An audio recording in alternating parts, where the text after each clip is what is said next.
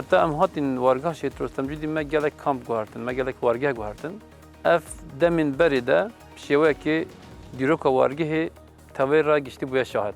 Hem li destpêka penaberiyê sala 94 hem li Etruş sal 95-96 hatta ber 97 ve hem li Nînova hem li Nehdara û herî dawî 98 hatta em hatin wargah şehit Rostemcî dî kava 23 salan li Mexmûrê ne.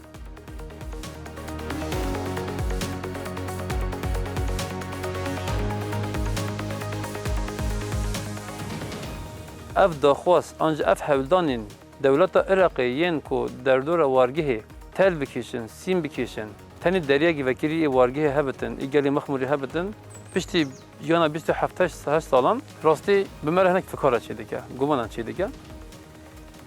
Wek gelê wargehê em ji vê ne razî ne. Gelê ku niha cîranê me Ereb hene, Türkmen hene, Kurd hene, heta Sûriyan hene. 23 salên derbas bûyî de tu bûyerekî nexweşî navber me dirû nedaye. û em bi jiyana xwe bûne nimûne, bûne model. Tu cara Iraq netewên yekbûyê hêzên li Iraqê êku me rêve dibin, an jî êku em dibin serweriya wan de ne, danûstandî mergel wan heyî, em vê şaştek mezin dibînin.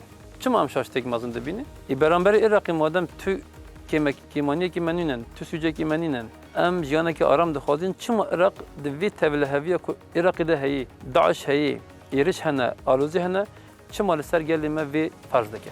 Niha rast e, ev 2 sal zêdetir e, li ser gelê me dorpêçek heye, rêgiriyek heye, ambargoyek heye, kî vê dike? Pedeke dike. Pedeke bi daxwazekî dike, Tirkiye re îro helwestê xwe, fikirê xwe, ramanê xwe yek e, bi daxwazê Tirkiye vê dike.